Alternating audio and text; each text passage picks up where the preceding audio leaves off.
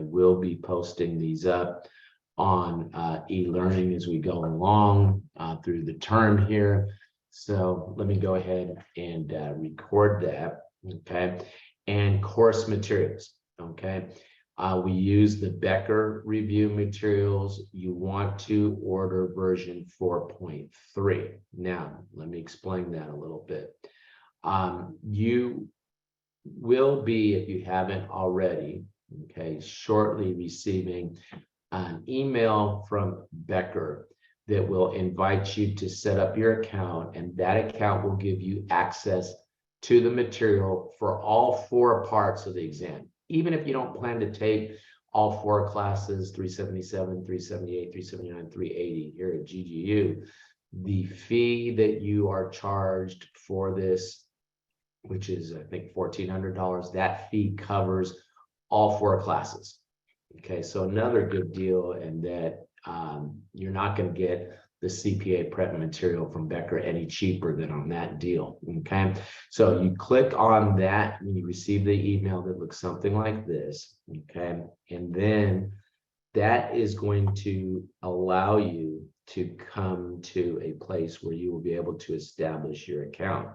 Now, if I were to click there, it would take me to the account I already have. So all I can do at this point is basically show you what my Becker account looks like. Okay, it'll ask you to set up, you'll see something like this. It'll ask you to set up your, by the way, you have to use your GGU email for this. Okay, since we're setting your account up under the GGU email, you have to use your GGU email. They'll ask you to, and I'm sure you've activated an account before, they'll ask you to choose a password, that sort of thing.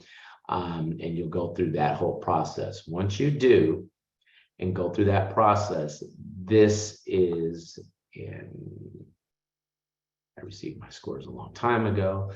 After you do that, it will take you to the home screen, and mine was set up for audit. Let me go to financial. Okay, and you want to be in version 4.3. Okay, now when you're on that home page, okay, you will scroll down, and I can't show you where you will order your materials at this time because I've already ordered my materials, but somewhere around here, okay, you will see something that will say redeem. You click on that redeem. And, hey, John. Uh-huh. If you click on your name at the top, okay, the JL right there, yeah, you can go to redeem textbooks right there. Oh, okay. Like 3, Here yeah. as well. I don't think it'll let me redeem. No, but you could show them where it is. Yeah. Okay, so it's up there now. Okay. Okay, Yes. good. Yeah. You can get it there. Okay, great. Thank you. So you click on your name up there. What is mine showing? JL, I guess. Yeah. You click on that, and then what it'll do, you click redeem. Only listen to me carefully, guys. If you don't listen to anything else I say tonight, listen to this.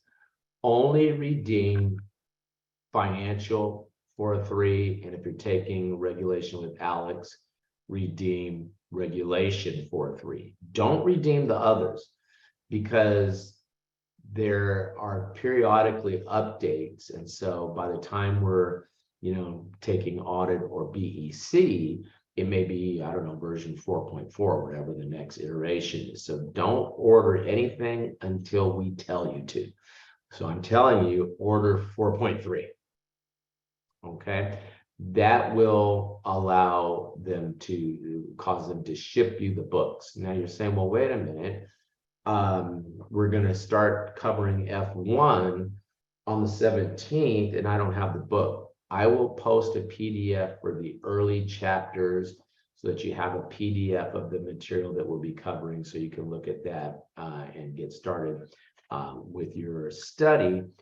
And of course, the big thing is going to be doing the homework. So when you come in, you will see that you click on F1. And when you click on F1, you don't have to watch that intro video because we're doing that now, but you'll click on here.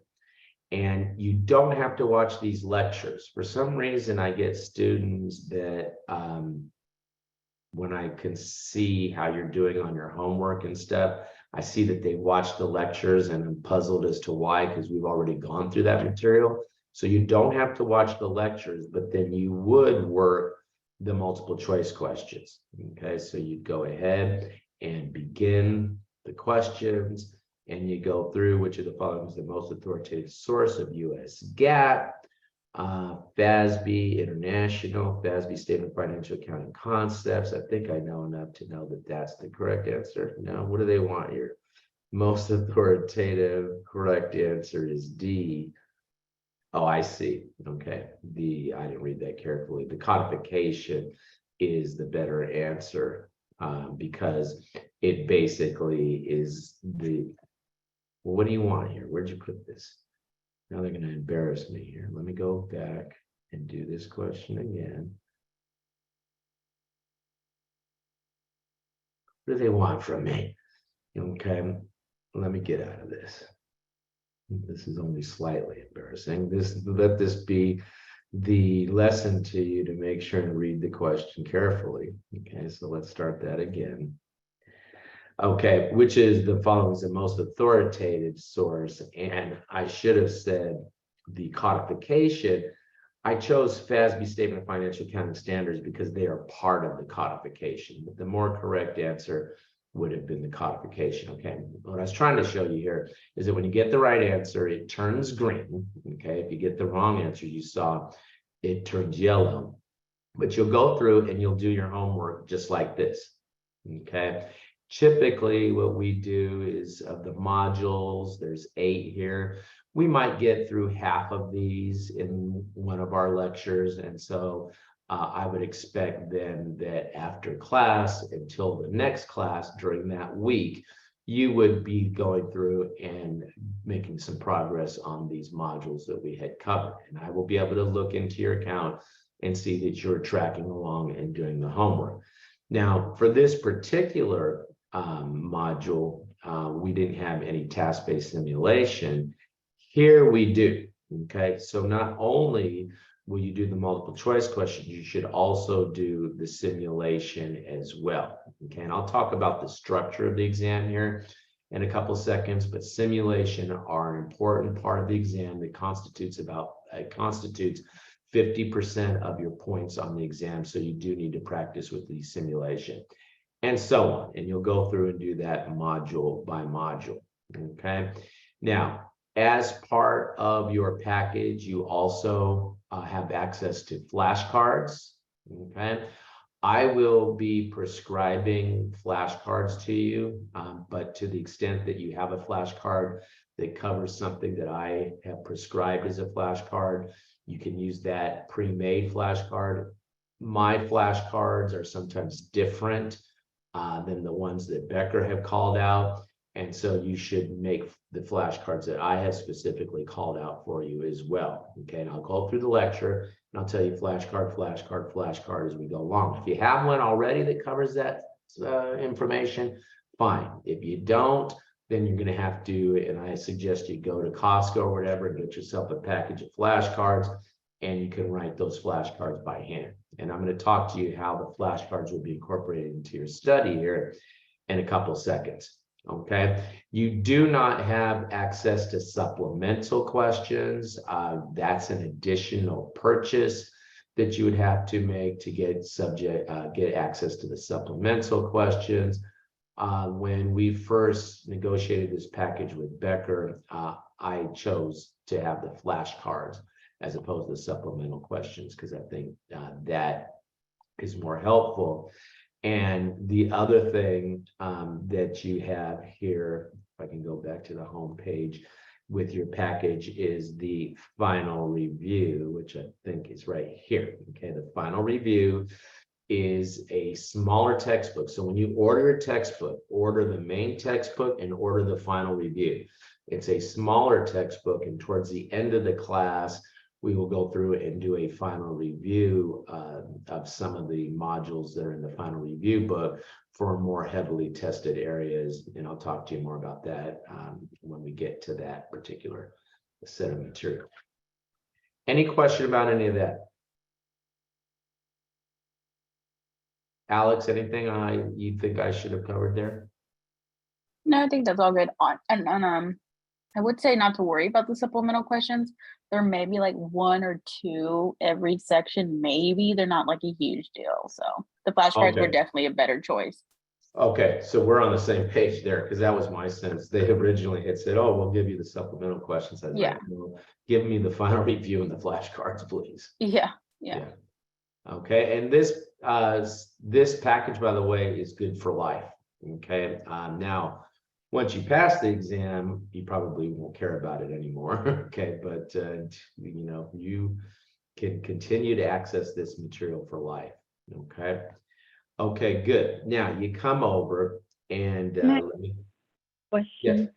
yes. The flashcards, Professor Lord, you said they come with the textbook, with the printed textbook, or is that It's online? not, yeah, I'm sorry, that's a good question. It's not printed flashcards, it's electronic. So you see them here, I think you can print them from here, right, Alex? You I want to? don't know if you can print them. I don't think you can, but you can do it on your, like if you guys have a phone, you can download the Becker app and they'll be there right there on your phone, like little flashcards. That's what I Oh, do. okay. Mhm. So they're there, see, so let me start. And then you can see them here, but yeah, I guess you can't print them, but you can do them on your phone, like Alex says. So that's great. That's probably the way to do it.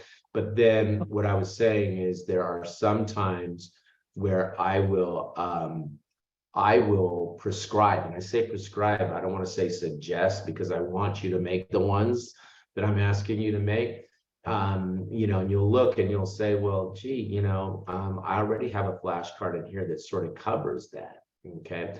Well, if that's the case, you don't have to remake that. You're good.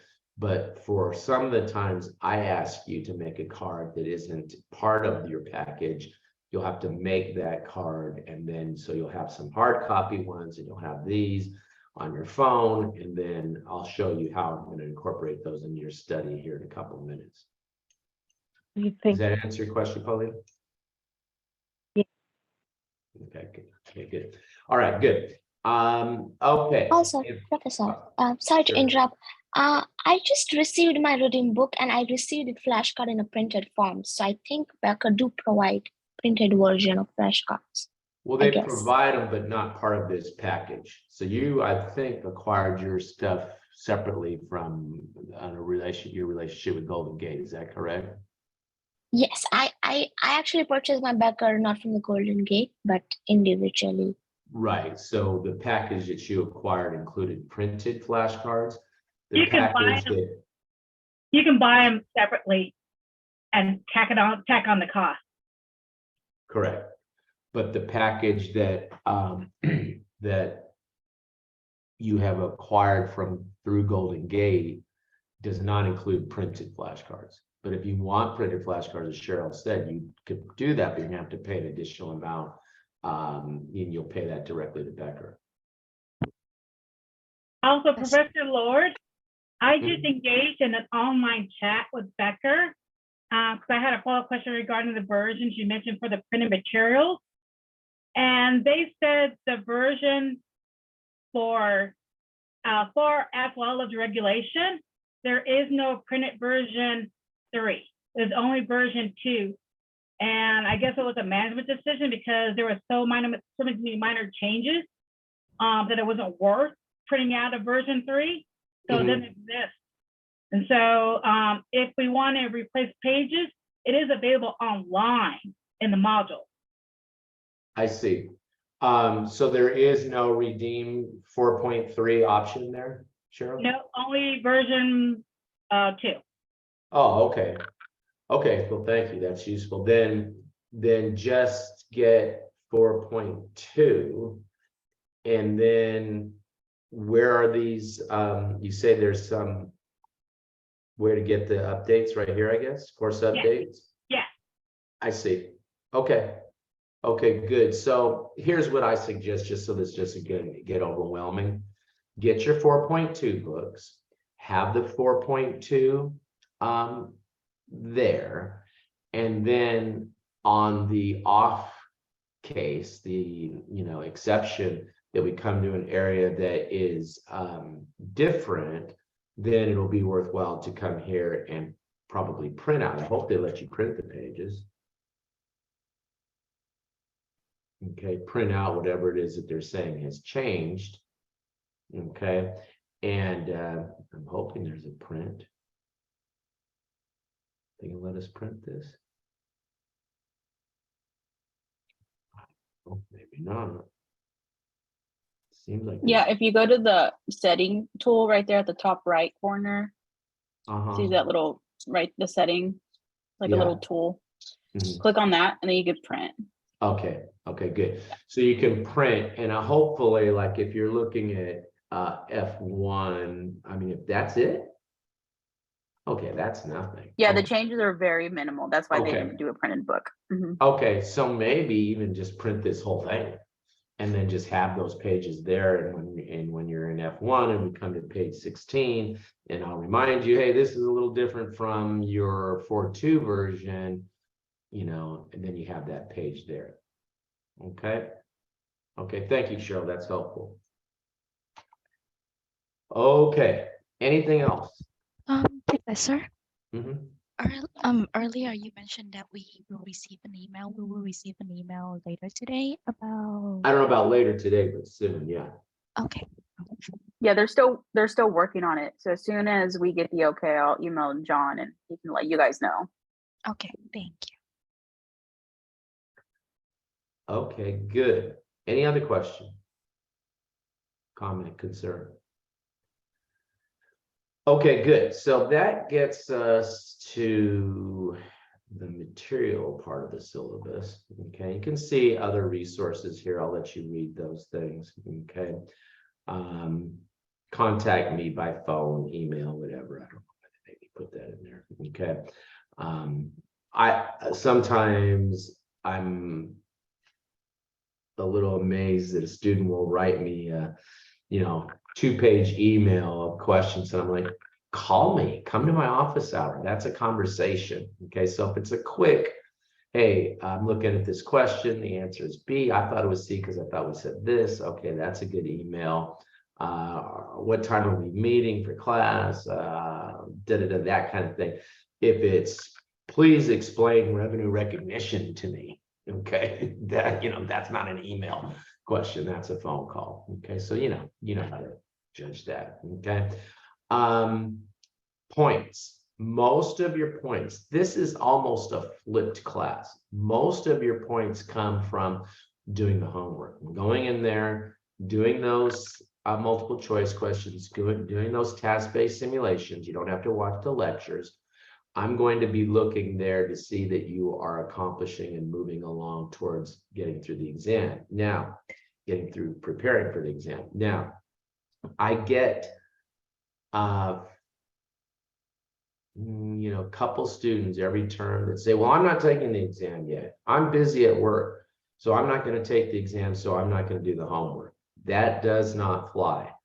You need to be doing this homework. Okay, I want you to engage in the lectures. I want you to engage in doing the homework, even if you don't think you're going to take your exam for some time off in the future. That's okay, because you'll learn by doing that. And then when you go to finally take the exam, that'll make that prep that much easier for you. Okay, so my expectation is that you'll be doing the exam. I'm going to show you the test planning paper here in a couple of seconds in that assignment. We will have a guest speaker write-up. I'm going to be inviting an individual by the name of Danny Wallace. He is a former partner, retired partner with PwC that was involved in taking tech companies public. And I think that it is useful to hear how some of the information that we'll be studying in this class would be used by a company that is starting up, going public, and all the different reporting considerations that we consider in this class, a real life application of that. That will be coming later on here in the term, and I'll post up the recording and the rubric for the guest speaker, where I have you respond to a series of questions. It's a 3-page write-up, nothing terribly significant. Examination, 5 points, 5%, 25 points. These are probably gimme points, you know. You have practice exams in your Becker software, and as you're getting ready to take your exam, you should be taking those. I'm not terribly pushing towards that so much. I pretty much give these points automatically. But I had to put something in the syllabus that showed that we had examinations, and so that's what that's all about. Big deal is right here, okay, the homework, okay, the homework and the testing plan paper. If you don't turn this in, if you don't do any of the homework, the consequence is, you know, the bottom of this scale, okay? Most of my students end up in here.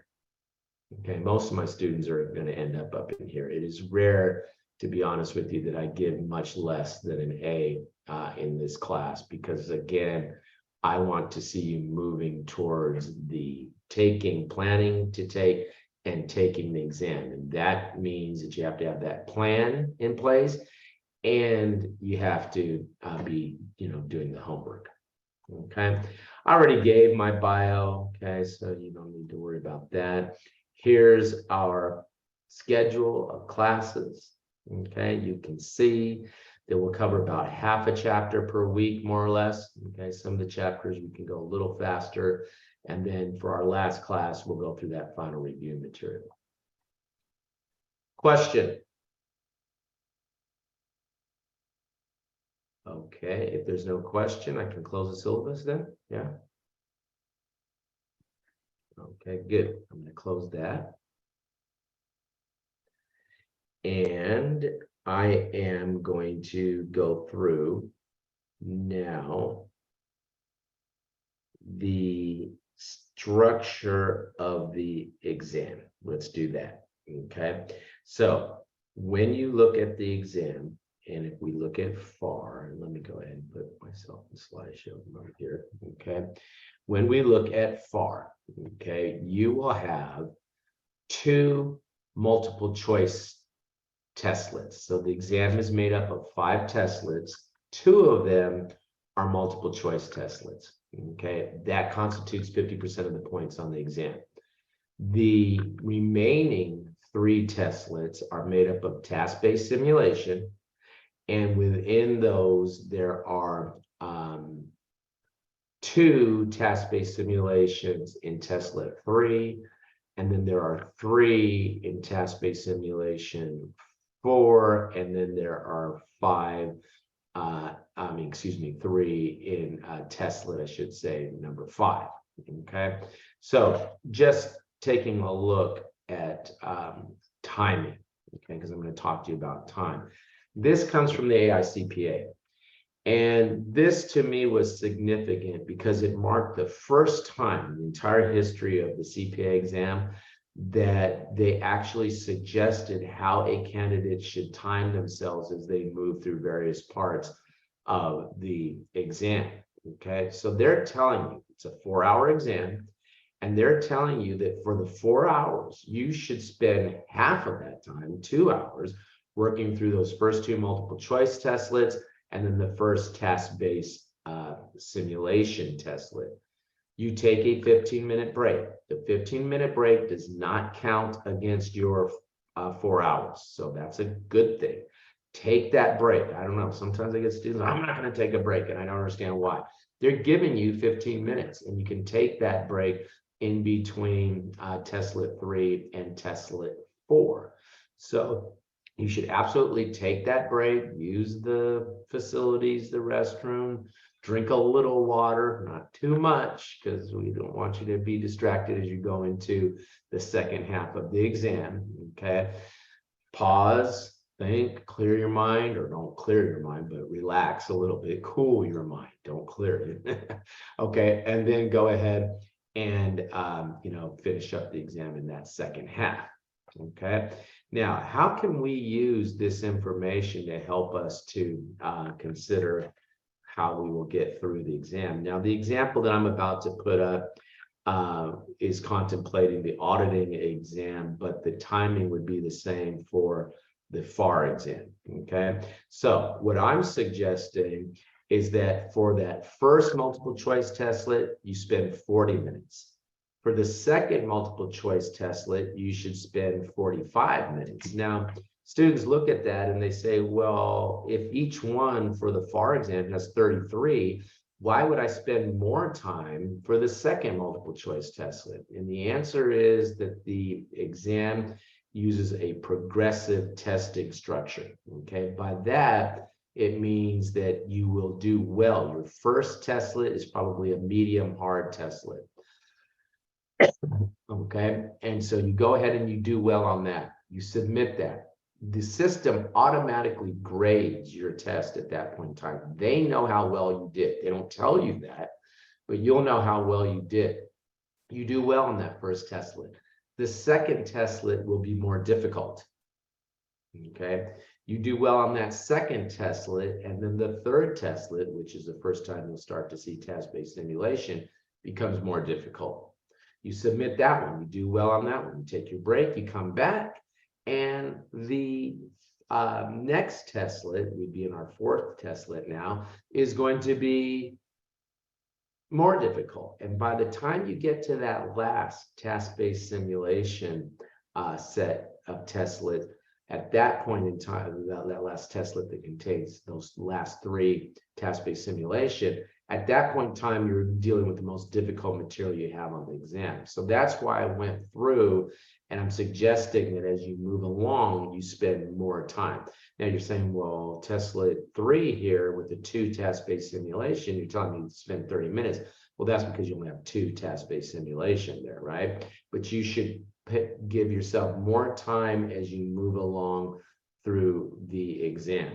Now, timing is important. So if I'm telling you 40 minutes, if you started testlet 1 at 1 o'clock, you should write down on your scratch. Alex, do they still give us scratch board or do they give us scratch paper now? Paper. It's paper, okay. I never can keep track because they go from a board to paper, paper to board. But they give you what, 2 pieces of paper, front and back? Yeah, it looks like it's like 4. So that it's 4 pieces. Yeah, 2 pieces of paper front and back, and it looks like a book. It's like, Okay, but it's Yeah. 4 surfaces to write on, right? yeah. Uh-huh. Yeah. Okay, so what you should do is write down 1:40 so that you are looking at the clock that's in the room there that is telling you can't wear your watch. You're looking at the clock in the room that is telling you what time it is, so that you hit 1:40, you're done with that. You should be done with that testlet, okay? And you're tracking your time as you go through. The reason this is critical is that there are a certain number of multiple choice questions on the exam that are not graded. There is 1 task-based simulation on the exam that is not graded. So if you get stuck spending a lot of time on something and it's not graded, that's going to be a disaster. What causes students not to pass is not that they didn't know the material, but that they ran out of time to get to some of those testlets. And if you spent time working to get a perfect answer on a task-based simulation that isn't graded, and as a result, you end up not getting to some that are graded, that's a problem, okay? And an easy point counts just as much as a hard point that is earned. So as you go through the exam, what you're doing is you're pouring in, especially when you get to those testlets, those task-based simulation, I should say, you're pouring in as many easy points from those as you can. The exam uses a positive grading system, so it only gives you credit for what you put down correctly. It does not penalize you for an incorrect, in your case, educated guess. So fill in and attempt every single thing. Put it all down there, but the important thing is to keep moving along through the material so you don't end up not attempting something. If you don't attempt something, then you absolutely won't get the points for that. Question.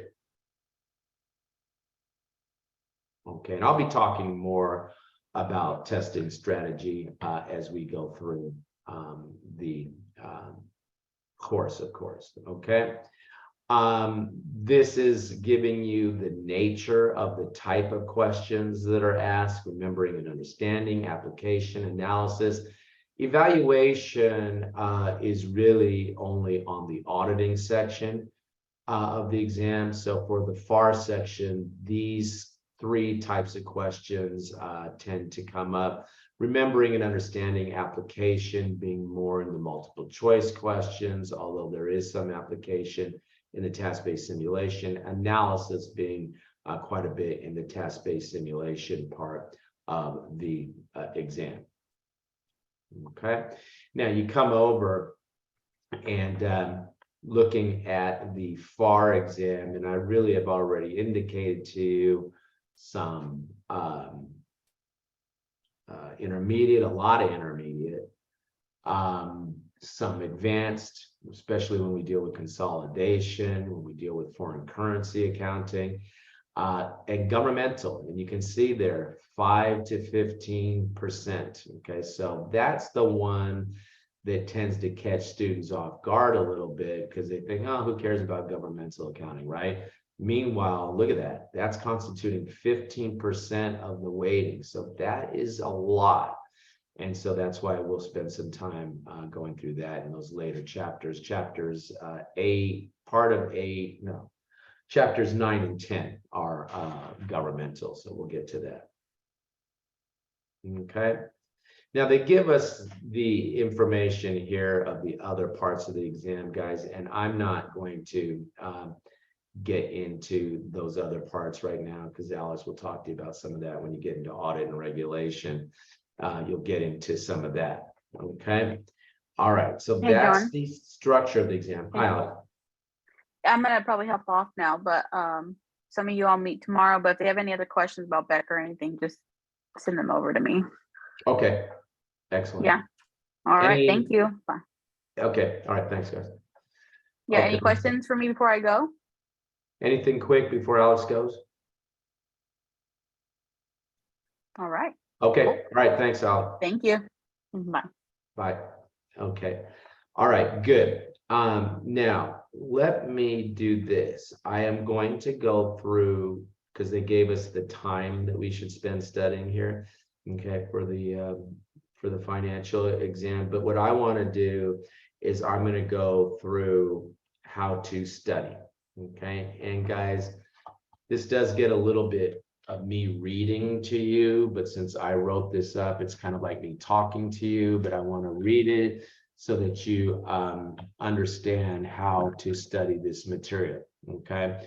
So first thing off, you do not have to read the material before class, okay? If you have extra time, take a nap, okay? Because I don't see that you get a whole lot of benefit out of reading the material. It's an undirected read, and I believe that you're better off just come to class, okay? And note the flashcard suggestions that I make to you, okay? Then you should make the flashcards, okay? Make your flashcards, or if it's already a card there, identify that card in the set that is pre-made for you, okay? Then you should memorize the cards. Memorize the cards by memorizing, no peeking. Somebody else should be able to hold your flashcards and ask you the questions, and you should be able to rattle off the answers. So what I ask you to do is on one side, probably the blank side, if you're writing a handwritten card, write the answer on one side, and then you can flip it over, and on the lines, write the question on the blank side, and then you can flip it over and write the answer. By the way, I think they do let you add flashcards to the electronic ones. So if you want them to all be on your phone, you can do that. If you add handwritten cards that I suggest, okay. All right, then you should start to work the multiple choice questions. So notice we had several steps before you started working multiple choice questions. I think that what some students do, well, there's three groups of students. There's the ones that do this the way I'm saying, memorize the cards before you work any questions. Those people would have a halo over their head.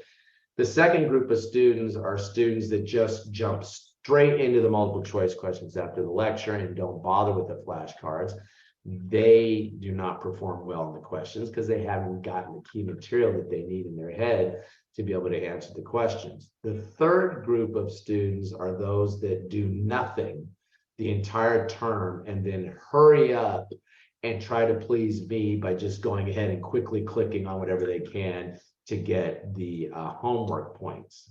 I don't know. If that's your plan, I highly recommend you do something better with your life than that. Okay. And then I have a fourth group who justify in their mind to say, I'm not going to do anything because I'm not ready to take the exam. Those folks not only have wasted their time, they've also gotten a bad grade in the class. Okay. So you want to be in that first group that I'm suggesting here, which is you're working the multiple choice questions week to week, going through the multiple choice question task-based simulation for the modules we covered that week, striving for 75, strive for 75. Okay, you want to try to get a 75 the first time you work those questions. Now, if you don't get a 75% the first time you work them, that's okay. In the Becker software, they allow you to work the incorrect questions. Understand why you missed some of those. Maybe you add a couple of flashcards that will help you to not make that mistake again. Work only the incorrect questions that next time, and you'll see that your percentage will probably go up to close to 75, 80%, maybe even 90% at that point in time. Once you do that, put those questions away. Don't keep working them over and over again, because I'm going to ask you to work all of those questions again in the couple of weeks leading up to your exam. And we don't want you memorizing the answers to those questions. We want you to remember how to do the proper analysis, evaluation, remembering and understanding to be able to answer those questions. Okay, so don't keep working them over and over. Okay, and then spend some time, obviously, I'm talking about multiple choice questions there, but you also need to spend some time with the task-based simulations. Okay, now let's start with Tuesday here on this. Do not miss class. Guys, the thing where you're not going to like me is when you get an email from me saying, "Where are you?" And there are times where I will send that to you during the class, because I'll look at my roster, I'll see that someone's missing, and I'll say, "Where are you?" You need to be here. Okay, you need to be here, you need to be engaged. We'll have class questions that we'll be practicing with in here. I'll be giving you examples, I'll be telling you key elements of the textbook. You need to be here for that. Okay, then what? That after the class, go ahead and make any flashcards you need to for wherever for whatever modules we covered. Go through, begin the homework questions after you have memorized the cards. Keep working homework. Friday, I'm giving you the evening off on Friday. Okay, that's a good time to spend time with your family, go to dinner, go to a movie, whatever. Okay, what's going to happen as you're embarking on this journey, that's when all of a sudden it's kind of like, you know, you want somebody to notice you so you don't pay attention to them, okay, in hopes that they'll, hey, how come that person is not paying attention to me? Well, that starts to happen with your relationships. People don't hear from you a while. They're like, where's John? How come I haven't heard from him in a while? And then all of a sudden it's all about, you know, trying to figure out time to hang out with you. Well, you know, you don't want to lose all of your relationships. So, you know, do plan to have some fun, but notice it's part of my study plan here. Okay, then what? Saturday, okay, you know, well, Saturday during the day, finishing up any undone homework. Saturday night, you can go out. Don't spend out all hours, you know, howling at the moon, because I'm going to need you to be able to finish up the homework Sunday and then the following Monday before we come. And your reward for going through this process is more material to study for that next week as you go through. Okay, now this is the way I do this. You know, the bottom line of this, guys, is you've got to have a strategy as to how you're going to get through the material so that you can take your exam at the planned time. Okay, final review steps, I will go through as we get closer to the end of the class. And when we do that final review class, I'll go open this file back up and we'll go through this. So I suggest that you print this and keep this with your course material, because I'll get students who'll say, oh, I have no idea how to study. I'm like, well, what about the how to study file? I'm like, the what? That how to study file. Okay, so keep that with you to see that you're following along with the schedule and whatnot to get you through the material. Question? I have a quick question. Mhm. So for far I heard there are 10 chapters in total, and it is very hard to retain all the information. So do you have any advice on how to retain the information once you complete each chapter by chapter? Yeah, flashcards. So you have those flashcards, right? So what you will do, okay, and again, I'll go ahead and just to answer your question, go through this part. You should rework every single question in your software a second time. So you're going to go back through module 1, module F1, module 1, module 2, module 3, and work every single multiple choice question again. So this is when the flashcards will really start to pay significant dividend. For example, you should go through all the flashcards for financial one. I was using this for audit at the time, but whatever, F1. You should then work all the multiple choice questions for audit 1. Once you have completed this, move to audit 2. Look at the flashcards for audit 2, and then work the multiple choice questions for audit 2. So even though you'll say, man, I started this back in January, I'm taking my exam here at the end of, sometime in the middle, I should say, of May. How am I going to remember all that? You may not think that you remember it, but it's still there. But looking at the flashcard and reworking the questions a couple of weeks prior to the exam, that will have that information right here up front, sharp and crisp for you on the day of the exam, even though you initially studied that back in January and you're taking the exam in May. Okay, thank you so much for your advice. Mm-hmm. Okay, any other question? Okay, good. Then what I want to move on to now is the CPA planning questionnaire. Okay, now this is an assignment in e-learning. Looks like I have to open up e-learning.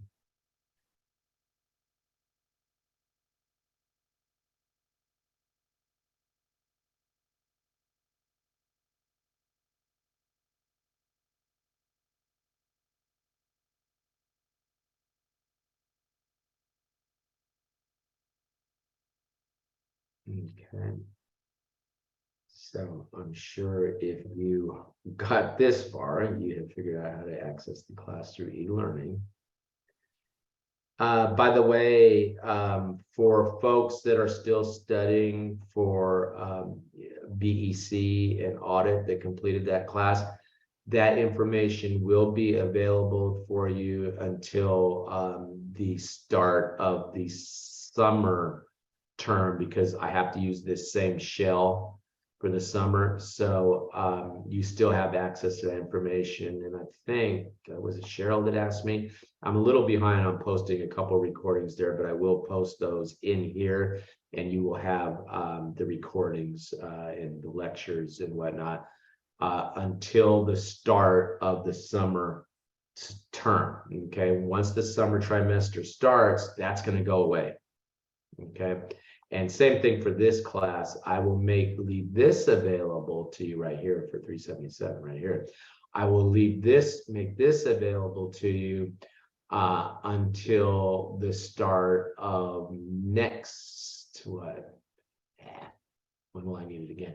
This will be available until the start of the fall semester, because I have to use the same shell. So I leave it open. I asked the university to leave it open for you past the end of the class in case you're going to be taking your exam more down the road. But eventually that will disappear from your dashboard. The way it works is when I have to teach that class again, that's when it goes away. So for For FAR, that'll go away at the start of the, again, I have to think, the fall term at the end of 2023. September 2023. Okay, but you click in here and let me put it in student view. It seems like Zoom always has something in my way. Okay, let me go to student. Okay, and exam planning questionnaire. Okay, that is due January 29th. Let me say that again. It is due January 29th. Let me say it again. It is due January 29th. Okay, and that how to study file that I showed you is there. The CPA applied flyer that I showed you when the classes run, the 4 classes run is there. By the way, before I forget, you should take BEC if you haven't already. You should take BEC this summer and get it out of the way this summer. Okay, because the last time BEC is going to be tested is going to be the end of December 2023. After that, BEC will go away as a part of the exam, and you will have to, under CPA Evolution, take a discipline focused part of the exam. But if you pass BEC by December 2023, you won't have to take that discipline section. Okay, so if you've already taken BEC with me, say last trimester, then get it out of the way before December 2023 is over. If you're planning to take it and you're like, well, gee, I don't know which class I should take next, 378, 380, whatever, take 378 and get BEC done this summer so that you don't have to take one of those discipline parts of the exam. Okay. But this is the exam planning questionnaire assignment, and in there you have there it is right there. That's that questionnaire that I just had up on the screen that I'm gonna go through with you now. Those are the questions I want you to answer, and then you submit it right here. Okay, so you'll go ahead and submit that questionnaire right here when you're completing this assignment. Okay, and I'm accepting submissions of that, and that will be available to you, and you need to submit it by the 29th. Okay, now let me come back and show you what I want you to answer. Okay, you'll click on that, and the questions I want you to answer. Will you be eligible to sit for the CPA exam within the next 180 days? If yes, go to question 2. If no, go to question 4. If you're not able to sit for the CPA exam, fill out the 150 unit planning spreadsheet, include planned dates to take the classes. And I'm going to show you that spreadsheet here in a couple of seconds. Okay. Also provide planned dates to sit for the exam. Okay.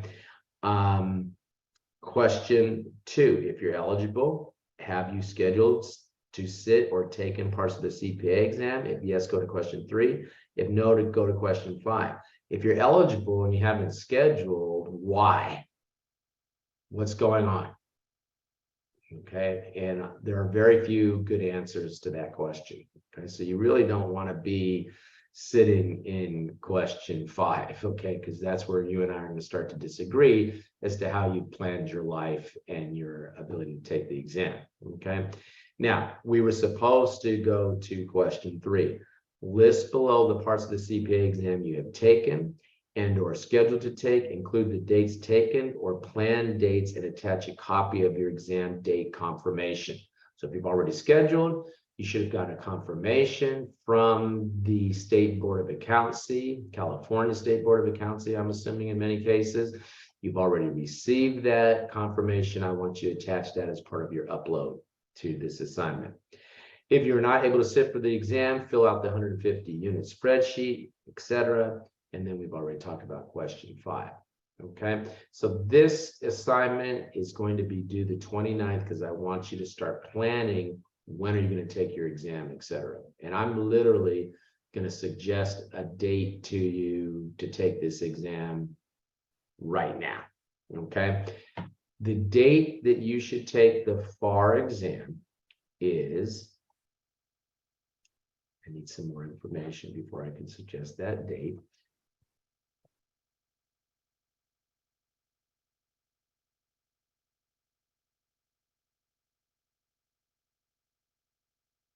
Academic calendar. And I'm going to go to the summer academic calendar. And I'm looking in period begins May 7th. The period begins May 7th. Now, what we will do on May 7th, let's say you're taking BEC. And we're going to start BEC, let's say on May 7th would be a Sunday. Let me try to do this. The actual calendar in front of me.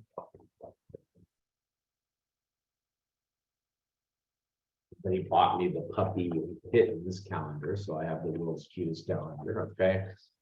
May 7th is a Monday, May 9th is a Tuesday. That's when, say, BEC will start. Well, look,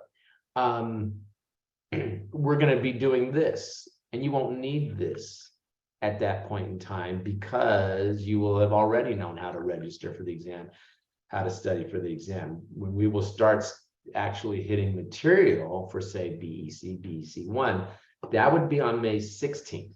Okay, so I'm going to suggest that you take your exam on May 16th, sometime in the morning, so that you can come to that first BEC class where we're actually covering information that evening.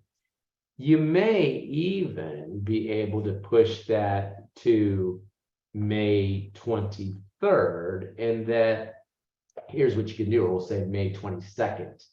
May 22nd. So either the 16th or the 22nd. You can push it to the 22nd because what you could do is, since I post the lectures, don't come to the B1 class. Watch the lecture though and catch up with your homework on that. So maybe, since you would need some time to watch the lecture and keep track of your homework, you could push out the taking of the FAR exam no later than May 20th. Let's say that May 20th. May 20th is the day that you should take your exam. So either May 9th or May 20th, or sometime in that, whatever, how many days period that is, what's that, 11 days, whatever. In that period of time, you should take the FAR exam between May 9th and May 20th. Question.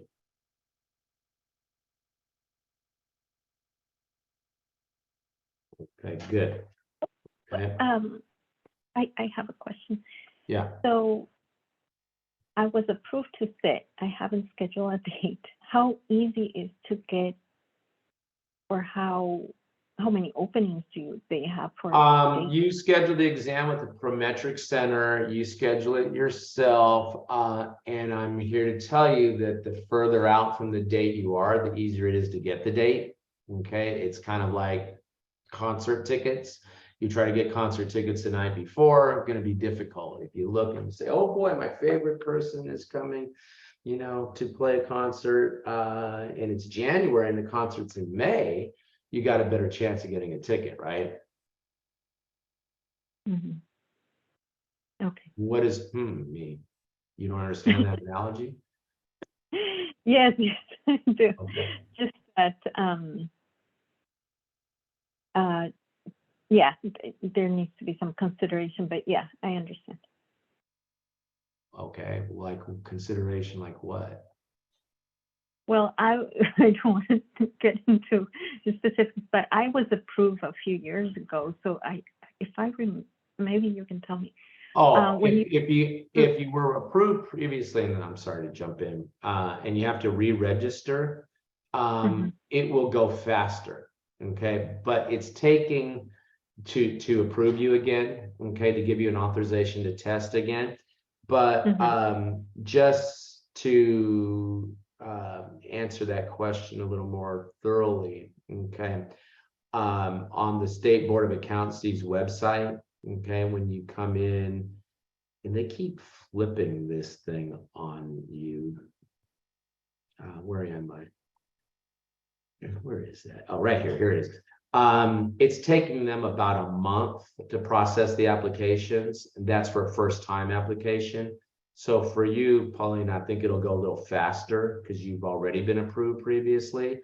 But for people that submitted their application December 8th, they've been approved, and here it is January 10th. So it's about a month that it's taking them to process the application. So once you are approved, then you go to schedule your exam, and I'm telling you that you should schedule your exam, between May 9th and May, whatever I said, May 20th. And you should be able to get that date. Okay, you'd be scheduling sometime in February. You should be able to get that date. Okay. Okay, thank you. Okay, yeah. Okay, good. That is that. Planning document. Let's go back to that one more time. So in this thing, you should see, will you be eligible to sit for the CPA exam? Answer is yes. Have you scheduled to take part of the exam? Let's say the answer is no. Go to question 3, list below the parts you have taken, include the dates taken or planned dates, and attach a copy of your exam confirmation. So what you should say is, I plan to take the exam May 17th, just to pick a date. Since that's my birthday, I'll pick that day. May 17th is the day you plan to take the exam. And then I will be submitting, and I leave that assignment open so you can give me that confirmation. I'd ask you to the exam date confirmation. You can attach that later, but I want you to fill this out now as to when you plan to take the exam. Question?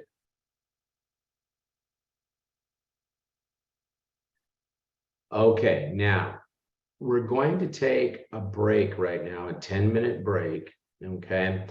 And what's going to happen after the break, okay? And I think we'll probably get out a little bit early tonight, but what's going to happen after the break is we're going to go through the application process. Now, if you have already gone through this process, I suggest you enjoy the rest of your evening because you've already done this and you're already in progress of doing this. And so it doesn't pay you a lot of, your time is better spent enjoying the rest of your evening than going through me talking about a process that you've already completed, okay?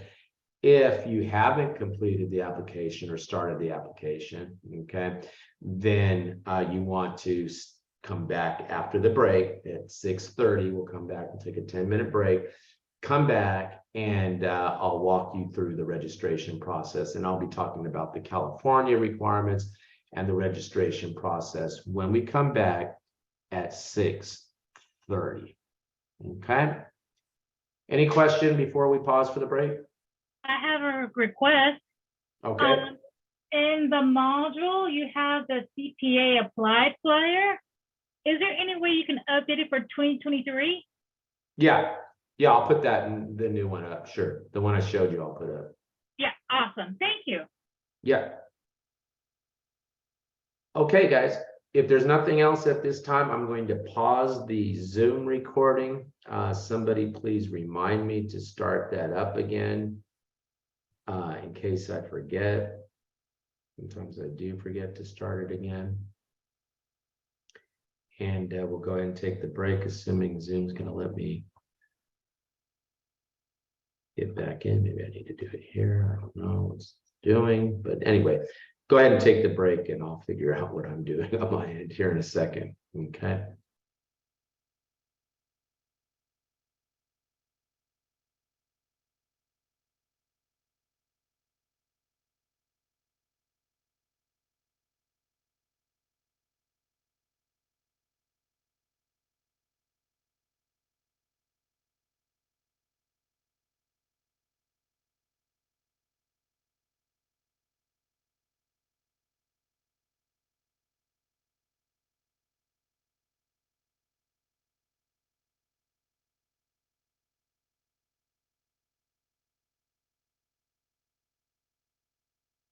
recording here.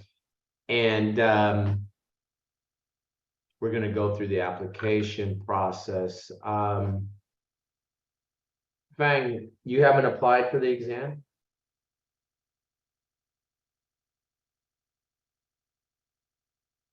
Fang? Eric, you haven't applied for the exam? I've applied for the exam. Okay, so I haven't scheduled my exam, but I did apply for the, I'm like, fully able to register.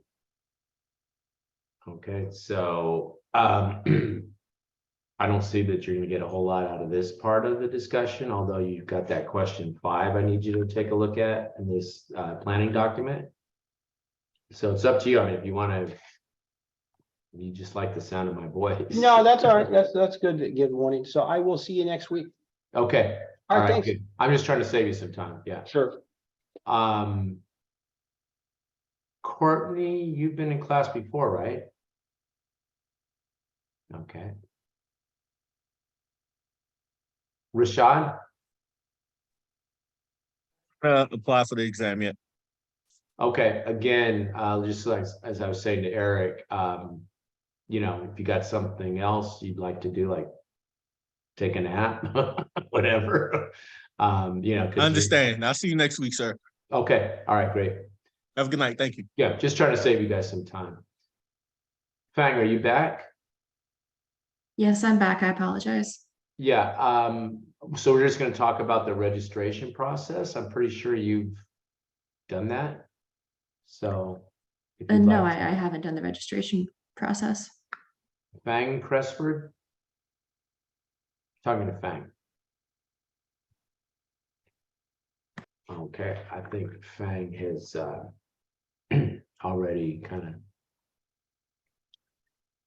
of decided that she's got something else to do. So.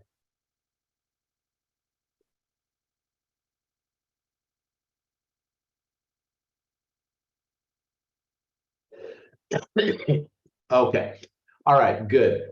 And let's go ahead then for the remaining folks. My assumption here is that you have not started the registration process, right? So what you see here on the screen right now are the steps. And step 1 is to meet the education requirements and then submit the educational documents to the state board. Now I'm going to put my computer in tablet mode. Sometimes that takes my camera away, but fortunately this time that didn't happen. And so I'm going to go ahead and for some reason I have lost that. I had it open a minute ago, but now it is gone. So I believe it is gone because I'm pretty sure that's an Excel sheet. Okay, for some reason it's disappeared. So I am going to go back to my files here.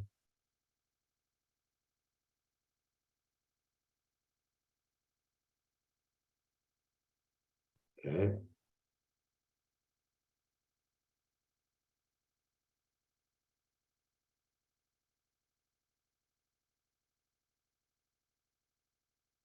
Okay. Oh, wait a minute. What's going on here? It's the one I wanted. I don't know why I didn't have. Oh, I see what I was doing wrong. Okay. So here's the one I wanted right here. Okay, that's what I was looking for a minute ago. So what we're looking at here is what the requirements are to sit for the exam. Okay, now just to sort of do something a little higher level, how to qualify for the exam. Option A is that you have met the requirements that are on this sheet. Okay, so let's take a look to see what those requirements are. The requirements are that you will need to have your bachelor's degree completed, and you have to have, and to sit for the exam,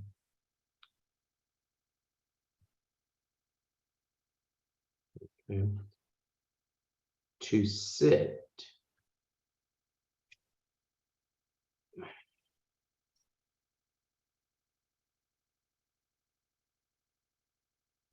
Try it again. Okay, to sit. Really, it's going to be one of those days. Okay, they're going to go ahead and give me a hard time to write on this file.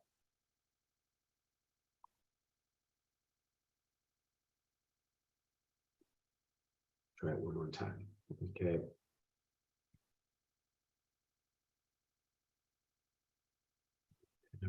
So to sit,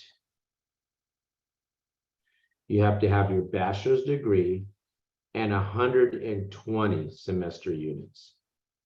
Maybe I can write out of here. I don't know. It doesn't want to let me write for some reason today.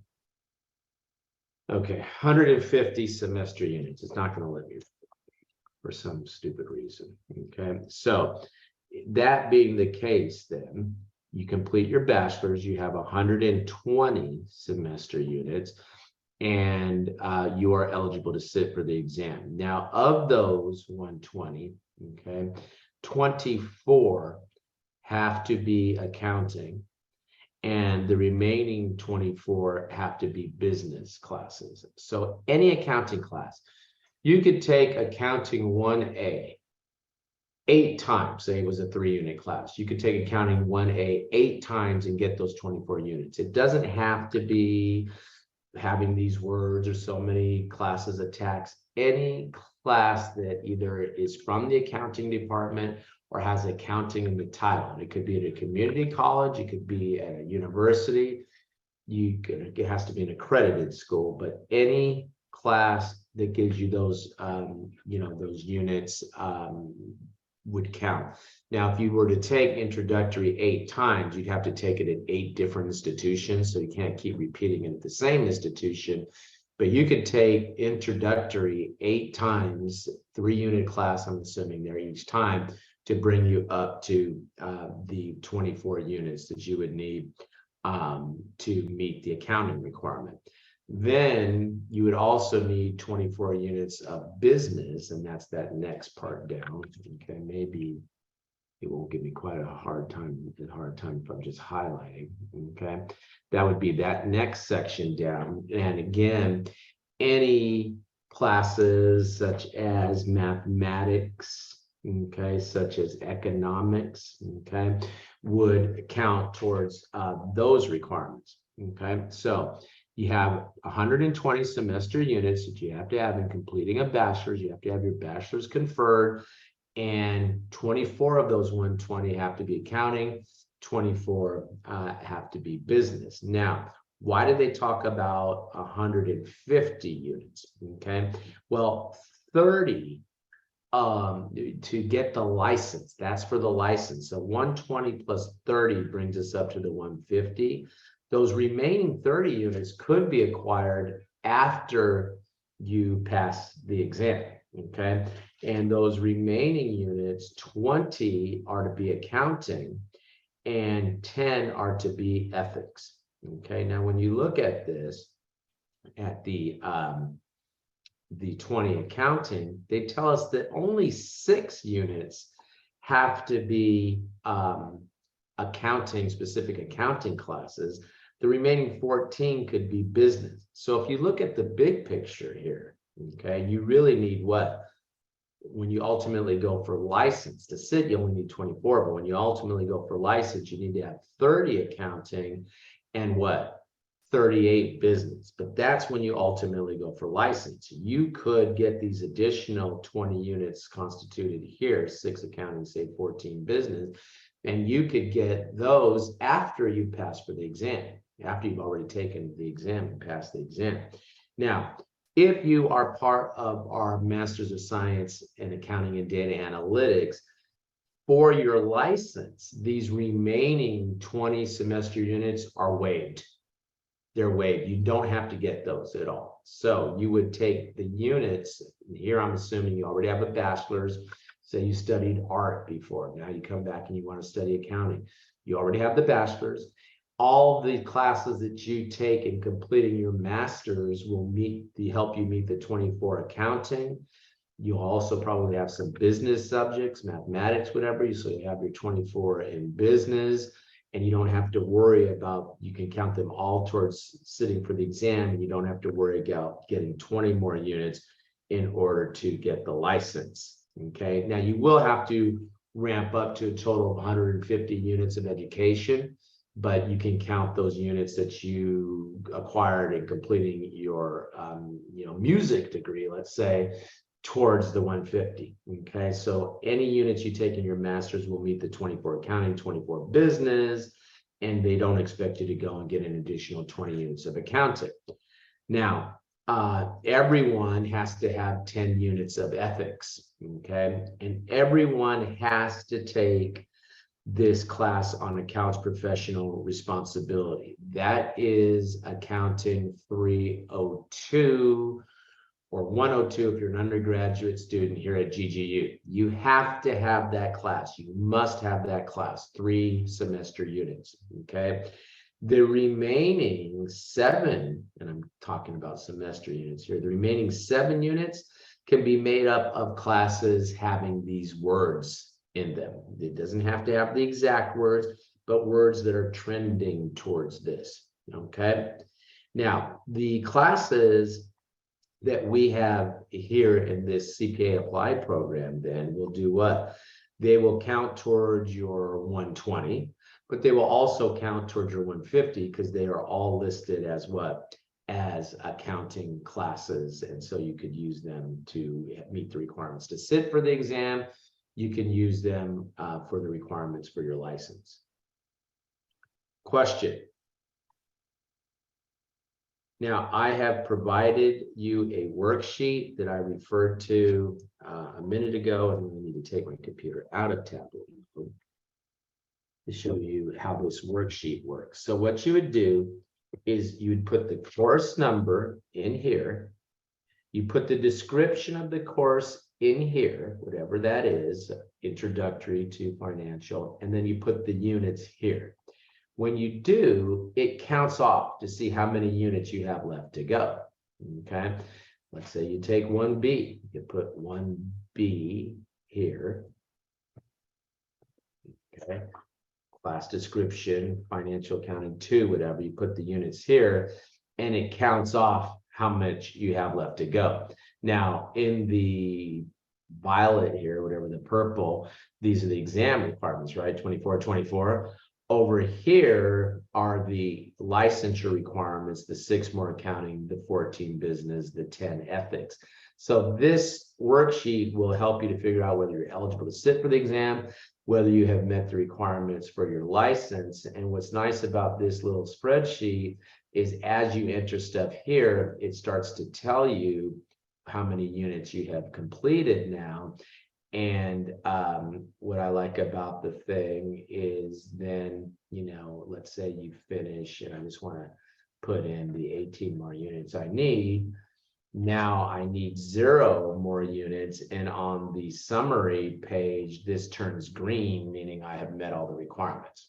Okay, so if you are unsure to whether you've met the requirements and whatnot, and I tell you in the CPA planning document, if you are sitting there and you're saying you're not sure, see the 150U planning sheet. That's what I was referring to, and that will tell you whether you're eligible. If you are, then begin that registration process that we're going to go through. If you are not, okay, then you need to start to plan, well, when will you be eligible and when do you plan to take the exam? Question on that? Okay, good. Now going back to the steps here. Okay, that's that first step. Now, submit educational document to the California board.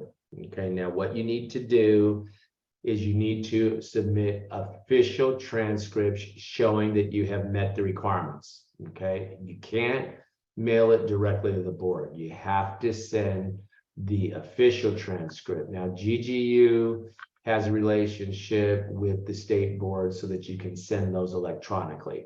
So I recommend that you go and let's go ahead and just take a look at the State Board of Accountancy's website, okay, where we were a little bit earlier. And let's take a look at examination, okay? And let's see how you apply, okay? And so you'll come here, and what you will do is you will go ahead, and they make this almost impossible to read. Where am I? Establish an account, okay? And I know that's kind of hard to see on your screen, but you'll go to establish an account, and you will begin to create that account, okay? Now, if you previously established an account, you can go to access my account, establish an account, and you go from there, and you put in the information, etc., and you follow the prompts. And what you will need to do is you will need to submit your transcripts, and probably I'd expect you to do it electronically, but you need to submit your transcripts from any schools where you're going to be claiming credit. So let's say you took accounting classes at a community college, you would not only need to have the transcript submitted from GGU, you'd also have to have the transcript submitted from the community college that you're saying you have credit. If you got your bachelor's from a university and you're really only claiming, units for the 120, and the fact that you have the bachelor's, your transcripts would have to show that you had your degree conferred. Okay. Now, is there anyone on this call that doesn't have, well, let me say that differently. Okay, let's go back to this. Okay, so all that is under option A. You have your bachelor's, you have 24 accounting, you have 24 business. You're going to go over here, you're going to create that account. Okay, if you don't have it already, follow the prompts as to what it is that you're going to be doing.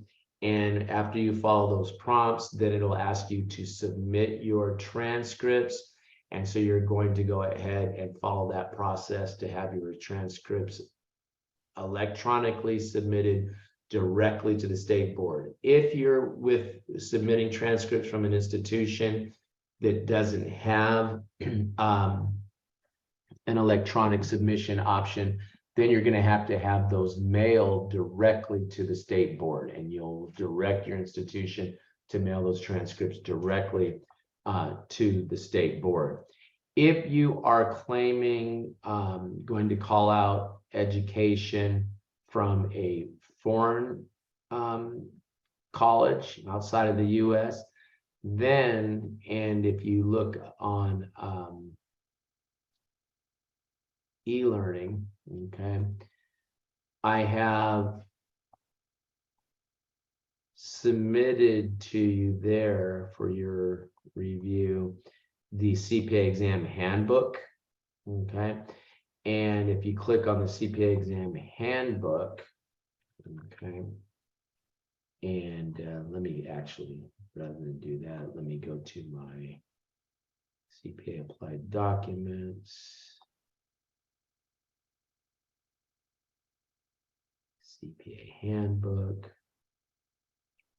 Okay, so all this stuff that I'm covering with you right now is in this CPA handbook, by the way, although I suggest if you have a question, you ask me, because I'm the nerd that reads the handbook, okay? But again, foreign educators, which is on page 8, okay, so let's just go ahead and scroll down to page 8. Okay, and when you look at page 8, make sure that your school is accredited. Okay, you can only claim credit from an accredited university, which GGU is, accredited college or university. Foreign educators, okay, and what you have to do is go to the foreign evaluation services that are recognized by the state board. So let's see page 8. Okay, and let's go to that.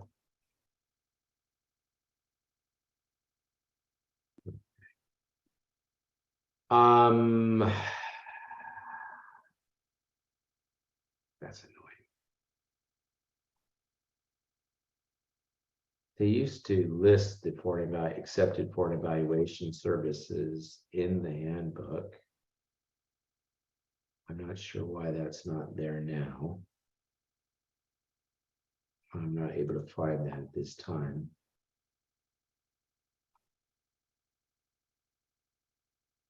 Okay, they tell us we can access it here.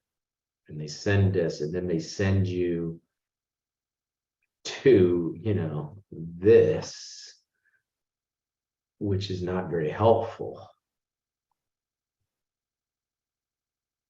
So let me try this. If I go to foreign evaluation services, and I don't get a hit on the word foreign.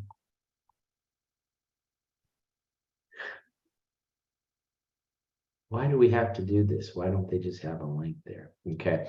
All right. Anyway, you see the nonsense you have to go through to find those. But anyway, couldn't they link that thing, either list them in the handbook or link the link in the handbook to this? Okay, but anyway, stop, John. Okay. Anyway, these are the approved foreign evaluation service entities. Okay. So you have to go to one of these. And let's say you had education in France. Well, they don't want to read French, okay, to determine if you've met the requirements. So you have to send this to one of these companies that are in business to evaluate your transcripts. So you'll have to first have that evaluated by the Foreign Evaluation Service, and then so you have your transcripts sent directly to these guys, and then these guys submit, hey, this person has met the requirements to the state board for you, and you would work that arrangement with them. Okay. If you had this done before, like to apply to GGU or something, you got to do it again. You have to have a direct communication between the state board and the Foreign Evaluation Service. They won't accept a previously done one. Okay, question on that.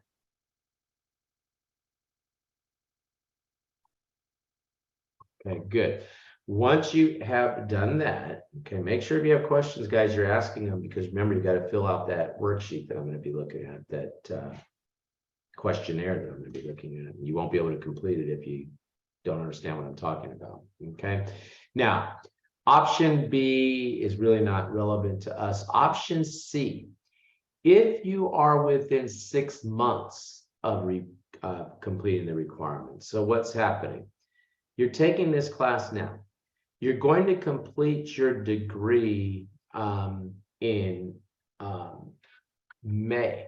Well, if you look right now, it's what? So you're saying, well, I don't have my bachelor's yet, or I still need a few more classes to get up to the 24 accounting or the 24 business, but I'm going to have that done by May. So this January, all January, February, March, April, May is only 5 months.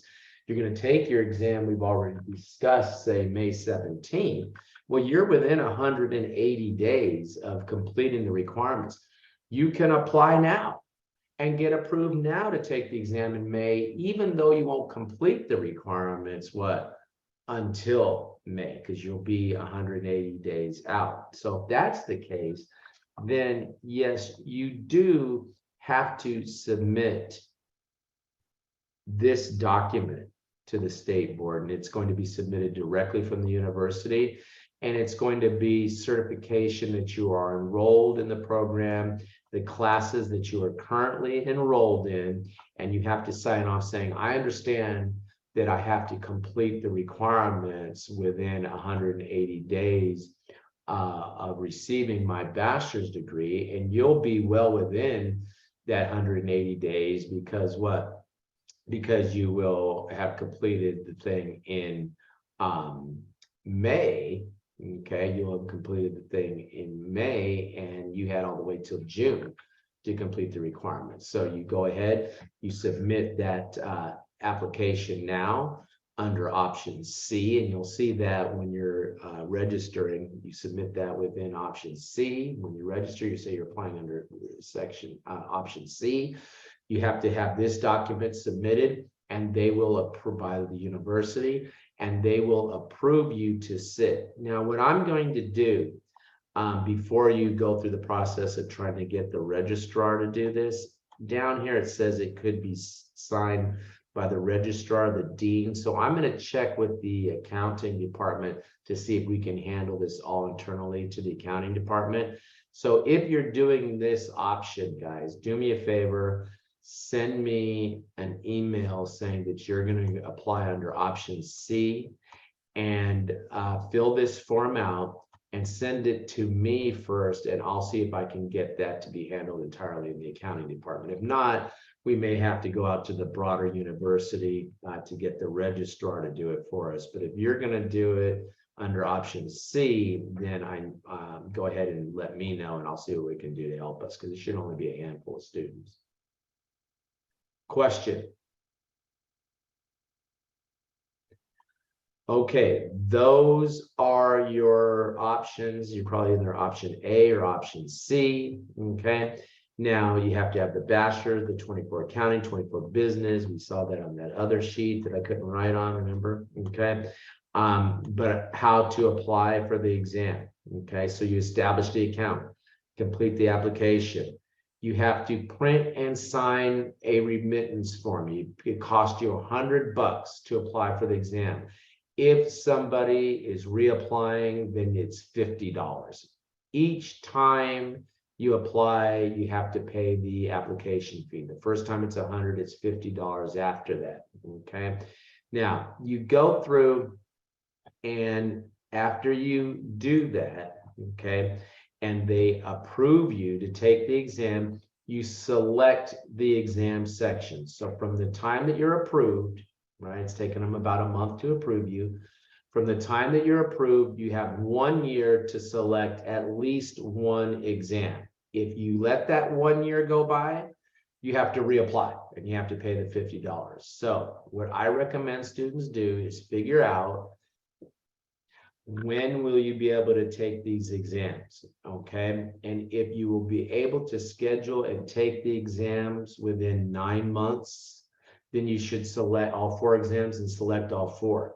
But let's say you're looking, you're saying, well, John, I'm taking FAR with you now, and I'm going to take that exam in May. So that's well within the 9 months. And then I'm going to take,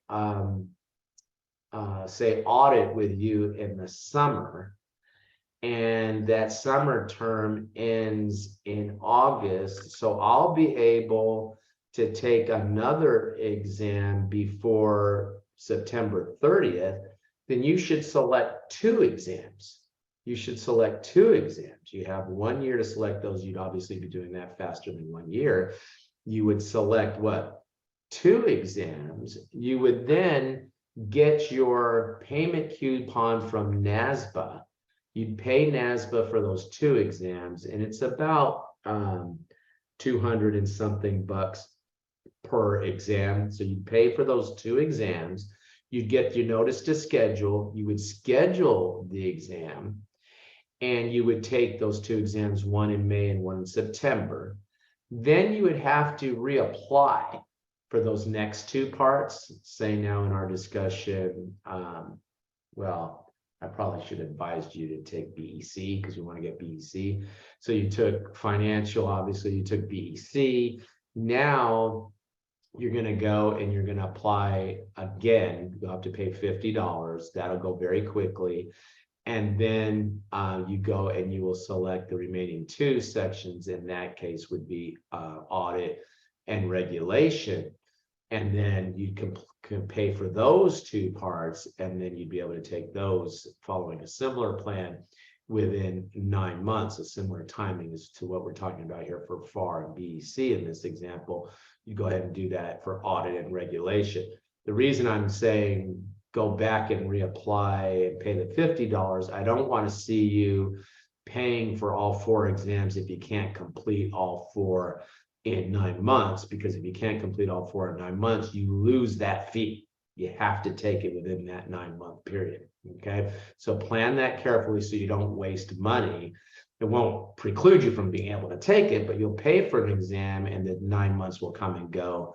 and you will not be able to take that exam. So you'll lose that fee. You don't want that.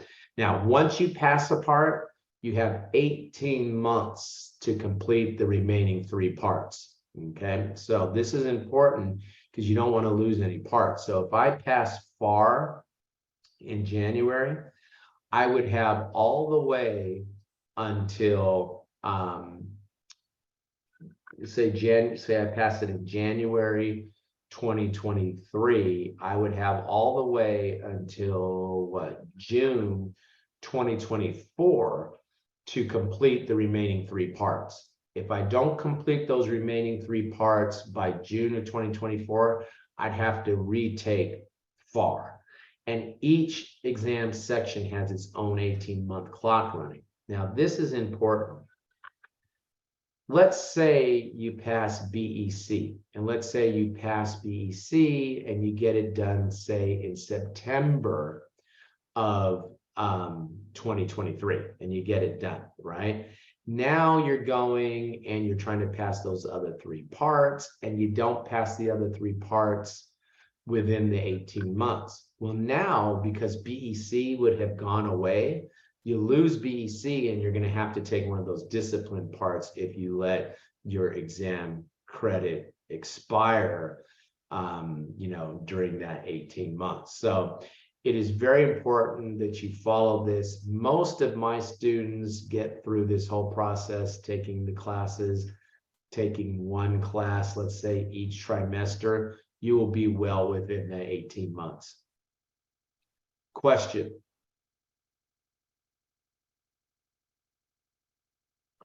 Okay, good. If there is no question on that, then let me just go back for a second to my slides here. We pretty much have covered that. Okay. And then I just want to go quickly with you to this notion of the Prometric site. Okay. You have to have 2 valid pieces of ID, your driver's license and your passport, your driver's license and a credit card. You must have 1 picture ID, and the name on your ID must match the name that you use to apply. So use your real name to apply. Don't use a nickname, whatever's on your actual ID. Okay. And this is the forms of ID that you need. Okay. And then when will your scores be released? Okay. So let's just look at that. So what I want to do is I'm going to go to CPA exam score release. Okay. And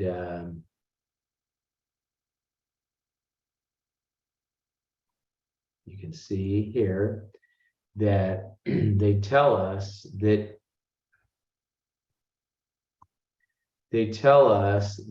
if you have taken your exam, I'm hoping that's 2022 dates, 2023, here we go, okay? You're gonna take your exam, there you go, take it May 16th, not the 17th, okay? Because you'll get your score in a little over a week. If you do that, if you wait till May 17th, now you have to wait a whole month to receive your score. So I would say take it the 16th, and I probably should have looked at this before. Take your exam on or before the 16th. That reduces the amount of time that you have to wait for your score. There is sometimes a one-time delay between the date that the AICPA, American Institute of Certified Public Accountants, are the people that write the exam. They're the ones that grade the exam to determine if you got a 75. 75 is a passing score. They tell you your score, by the way. They tell you got a 75, you got a 74, 73, whatever. Okay. So what happens? You go ahead and you take the exam on the 16th. They release the score to the state on the 24th, and sometimes California has a 1-day delay. So you may get your score on the 25th. Okay. whatever, take the exam on or before the 16th, and that's how you'll get your score quickly. Question.